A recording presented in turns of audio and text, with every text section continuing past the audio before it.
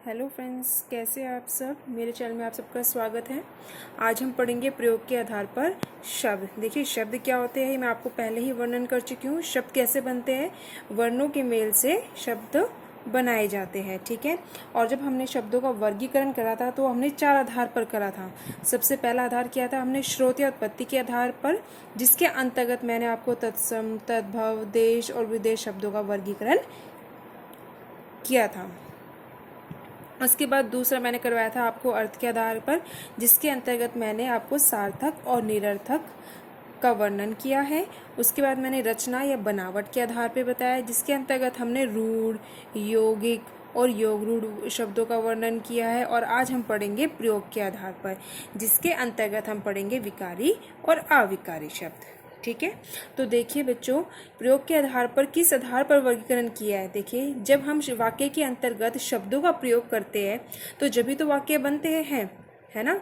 तो वाक्य के अंतर्गत प्रयोग किए गए जो शब्द होते हैं वह अपनी अलग अलग भूमिका निभाता है। कैसे, कोई संज्ञा होता है, कोई सर्वनाम होता है, कोई लिंग होता है, कोई वचन का वर्णन करता है, ठीक है, कोई क्रिया बताता है। तो सारे शब्द अपना अपना कार्य वाक्य के अंतर्गत करते हैं।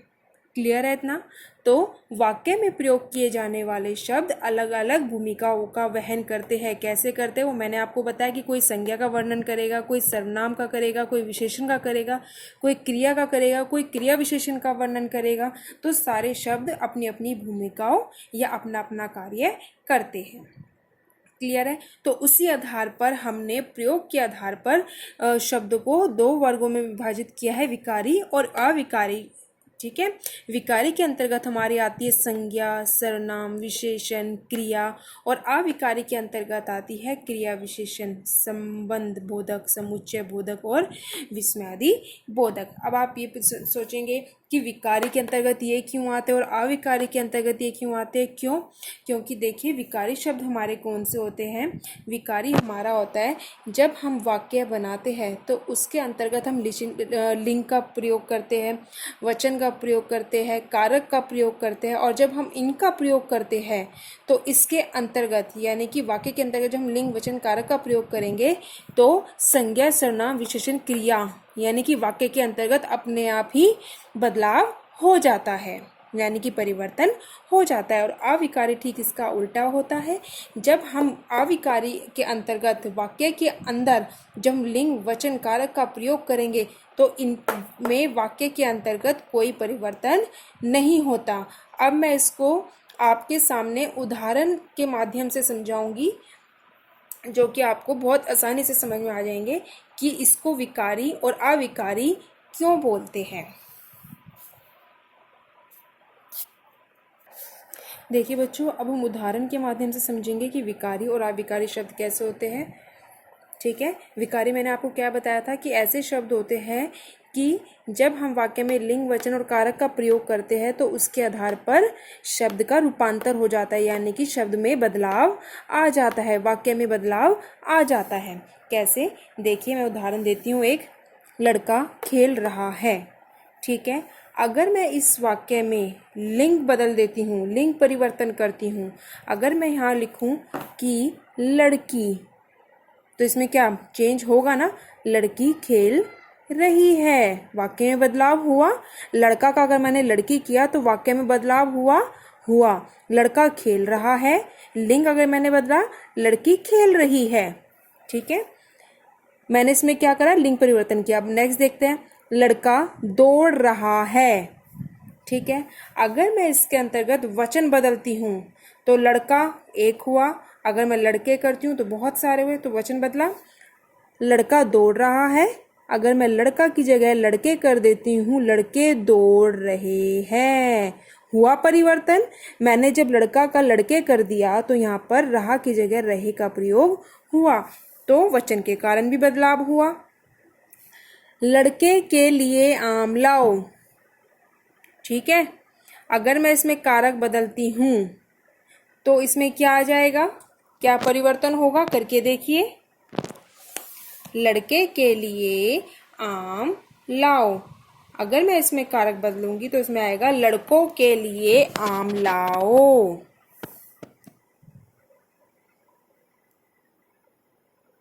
लड़कों के लिए आम लाओ।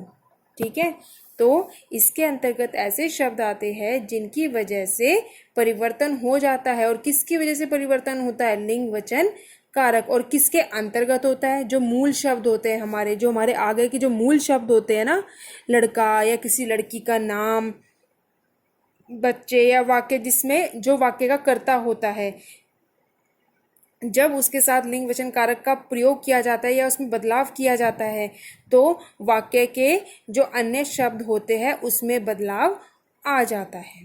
क्लियर है? इसके अंतर्गत हमारी संज्ञा आती है, सर्वनाम आती है, विशेषण आती है और क्रिया आती है। ठीक है, जब हम संज्ञा, सर्वनाम, विशेषण और क्रिया के साथ लिंग वचन कारक का प्रयोग करेंगे तो ये स्वाभाविक है कि वाक्य में अपने आप ही परिवर्तन आएगा या बदलाव होगा। ठीक है, अब नेक्स्ट हम करेंगे आविकारी, जो कि विकारी का ही बिल्कुल उल्टा है। ठीक है, ये क्या है? इसमें बदलाव नहीं होगा। ठीक है, और इसके अंतर्गत कैसे शब्द आएंगे हमारे? क्रिया विशेषण, संबंध बोधक, समुच्चय बोधक और विस्मयादि बोधक, जो मैं अपनी आगे आने वाली वीडियो में आपको उसका पूरा वर्णन करूंगी। ठीक है, इसके अंतर्गत जो शब्द आते हैं, जो मैंने आपको चारों शब्द बताए, क्रिया विशेषण, संबंध बोधक, समुच्चय बोधक और हमारे विस्मयादि बोधक, उसके अंतर्गत जो शब्द होते हैं ना वो ऐसे आते हैं, जैसे आज, में, पर, और, आहा, वाह, ऐसे शब्द आते हैं। तो ये स्वाभाविक ही है कि जब हम लिंग वचन कारक बदलेंगे तो ऐसे शब्दों के ऊपर कोई परिवर्तन नहीं होता, कोई बदलाव नहीं होता।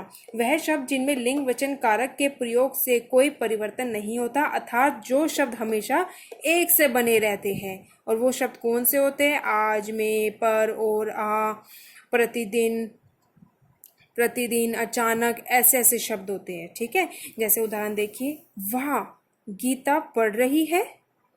ठीक है, अगर मैं इसमें लिंग वचन कारक का बदलाव करूं, देखो, वाह, गीता पढ़ रही है। ठीक है, अगर मैं यहाँ लिखूंगी कि मोहन पढ़ रहा है, मैंने बदलाव किया, लेकिन क्या इस बदलाव के कारण इसके ऊपर कोई फर्क पड़ा?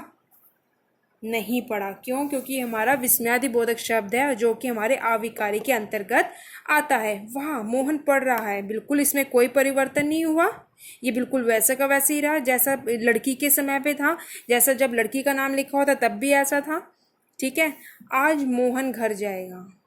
ठीक है, अगर मैं इसमें परिवर्तन करती हूँ, आज रीना घर जाएगी, मैंने यहाँ पे परिवर्तन किया, लेकिन क्या इसके ऊपर कोई फर्क पड़ा?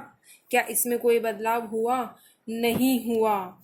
आज रीना घर जाएगी, आज मोहन घर जाएगा, कल मोहन घर गया था, कल पिताजी घर आएंगे। मैंने देखो कितने सारे यहाँ पे वाक्य में परिवर्तन किए, लेकिन उस परिवर्तन के कारण आज के ऊपर या ऐसे शब्दों के ऊपर कोई प्रभाव नहीं पड़ा, कोई परिवर्तन नहीं हुआ। तो ये आपको क्लियर हो गया होगा कि विकारी के अंतर्गत क्या होता है कि लिंग वचन कारक के कारण परिवर्तन हो जाता है हमारे वाक्य में, और जो हमारे अविकारी शब्द होते हैं उसके अंतर्गत लिंग वचन कारक के कारण कोई परिवर्तन नहीं होता। अर्थात वाक्य के अंतर्गत जो हमारे शब्द आते हैं, आज, वह, ठीक है, इस तरह के शब्द जो कि हमारे समुच्चय बोधक शब्द होते हैं, हमारे संबंध बोधक शब्द होते हैं, हमारे क्रिया विशेषण वाले शब्द सूचक होते हैं। ठीक है, हमारे विस्मयादि बोधक जो हमारे भाव होते हैं, जो उसके कारण जो हम शब्द निकालते हैं अपने मुंह से, वह शब्द होते हैं, उनमें कोई बदलाव नहीं होता, वो एज इट इज़ बने रहते हैं। चाहे वाक्य में कितने भी परिवर्तन आप कर लो, चाहे आप लिंग परिवर्तन कर लो, चाहे आप वचन परिवर्तन कर लो, चाहे आप कारक परिवर्तन कर लो, लेकिन ऐसे शब्दों पर कोई परिवर्तन नहीं होता। तो ये होते हैं हमारे अविकारी शब्द। तो इतना क्लियर हो चुका होगा आपको कि विकारी के अंतर्गत कौन कौन से हमारे 4 मुख्य भाग हैं और अविकारी के अंदर हमारे कौन से मुख्य 4 भाग हैं, और हम इन चारों यानी कि 8 जो हमारे विषय है सबके ऊपर चर्चा करेंगे, जिसके अंतर्गत मैं आपको संज्ञा और सर्वनाम का वर्णन कर चुकी हूँ। जिसने नहीं देखी वो मेरे चैनल पर जाके देख सकता है। और इस विषय में कोई भी अगर आपको परेशानी है या कोई भी डाउट है तो आप कमेंट बॉक्स में जाके मुझे कमेंट करके अपने डाउट क्लियर कर सकते हो। अगर आपको वीडियो पसंद आई हो तो लाइक ज़रूर करना, और मेरी आगे आने वाले सभी वीडियो को देखने के लिए चैनल को सब्सक्राइब करना मत भूलना। तो चलिए मिलते हैं अपनी नेक्स्ट वीडियो में एक नए विषय के साथ, फिर मिलते हैं।